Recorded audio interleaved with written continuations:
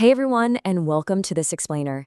If you've ever found yourself totally lost in a sketchbook, maybe humming a melody you just made up, or seeing the whole world through a camera lens, well, you are exactly where you need to be.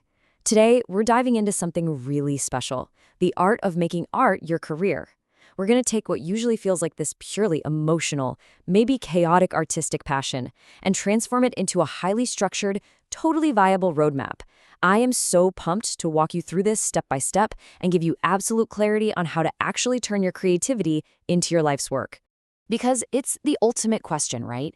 Can you really make a living as an artist? Look, for generations, society has pushed this whole anxiety-inducing starving artist trope.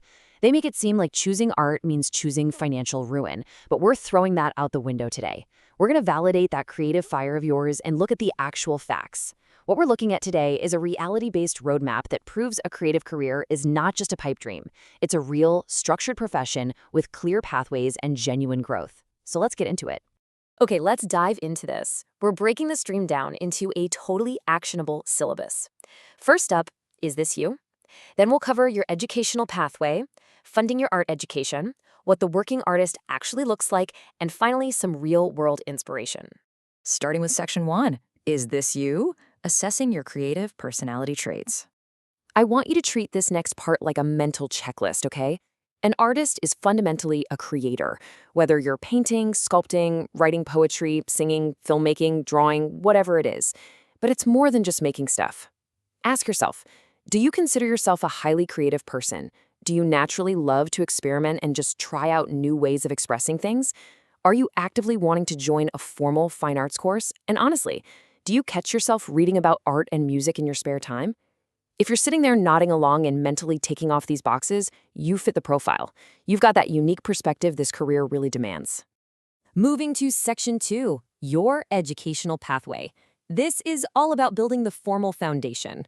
You know, people think the educational path for art is confusing, but look at how straightforward this actually is. Step 1 is brilliantly accessible. You just need to complete your 10+2, and the kicker is, it can be in literally any stream. You don't need some specific science or commerce background to pivot to art.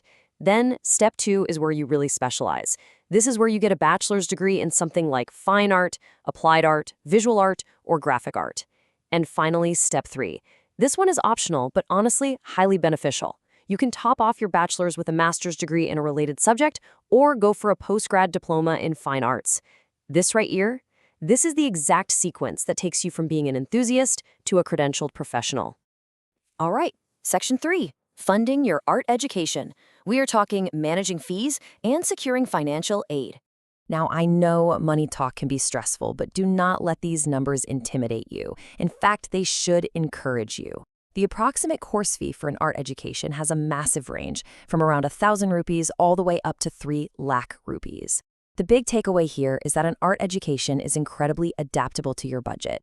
Yes, it can hit 3 lakhs for certain private programs, but it can also be as remarkably accessible as 1,000 rupees, depending on the institute you go for. There's literally a price point for almost everyone. Now, what's really interesting about this is how it demystifies all that scary funding jargon. If you need financial assistance, the systems are absolutely there. For scholarships, the National Scholarship Portal is your go-to central hub for government schemes, plus tons of institutes offer their own merit-based scholarships. Looking at education loans? Check out the Vidya Lakshmi Portal. It's an amazing resource overseen by the Department of Financial Services that lets you apply and track your loans all in one place. And here's a cool fact. If you live in West Bengal, Odisha, or Bihar, they actually offer specific student credit cards with super low interest rates. Plus, all the major banks do general education loans too. The financial pathways are genuinely there. You just have to know where to look. Section 4, the working artist. Let's look at environments, income, and progression. Okay, so what does the day-to-day actually look like? Well, the modern artist's workplace is incredibly diverse. You could be working in media and entertainment, publishing, broadcasting, film, digital design, or advertising.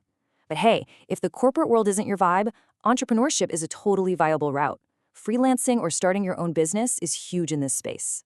Generally, the environment is a creative desk job, though you might have some local travel sprinkled in.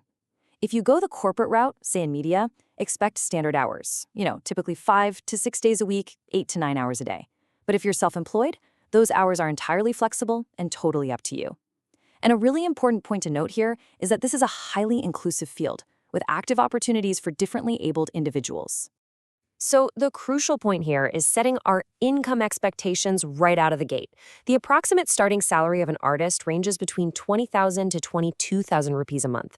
That is your baseline. It's incredibly important to remember that these are just indicative starting figures, okay? This is just where you begin, definitely not where you end up. Let's actually move on and see how this builds over time. This timeline maps out a very standard expected growth path. You start out year 1 as a trainee. By around year 2, you're stepping up to junior commercial artist. Hit year 4, you drop the junior and you're a fully fledged commercial artist. By year 6, you're looking at senior commercial artist roles. And get this, by year 10, you could realistically be a head of department. So the artistic path isn't just aimless wandering. There is a very clear, structured ladder to climb if you want it. Section 5, Real-World Inspiration. Let's check out some top institutes and legendary paths. So where are you actually going to study? Here's a quick list to get you thinking. On the left, we've got top government institutes, places like Jamia Millia Islamia in New Delhi, Banaras Hindu University in UP, and Rabindra Bharati University in Calcutta. And on the right, top private institutes like Manipal University down in Karnataka, Lovely Professional University in Punjab, and Amity University in Mumbai. Just a quick pro tip for you, though. If you are looking at private institutes, always check that they're accredited with UGC and AICTE before you apply. Just a good rule of thumb.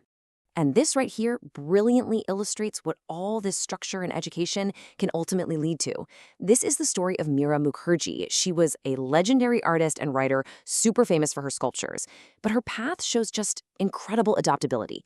Get this, she joined the Indian Society of Oriental Art School when she was only 14 years old.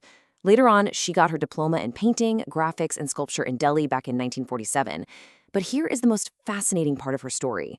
In 1953, she went to a really prestigious school in Germany specifically to study painting, but she boldly dropped her painting course within the very first semester and did a complete 180 to take up sculpture instead. I love that. Her journey proves that, yeah, the roadmap is structured, but you always have the power to adapt your path based on your own evolving artistic voice.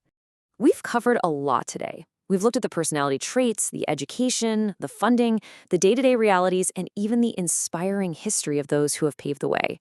You have the roadmap, you have the tools, and you have the understanding to finally turn that passion into a profession. So as we wrap up this explainer, I want to leave you with this one final thought. The canvas is blank. What is your path going to look like? Thank you so much for hanging out and exploring this topic with me.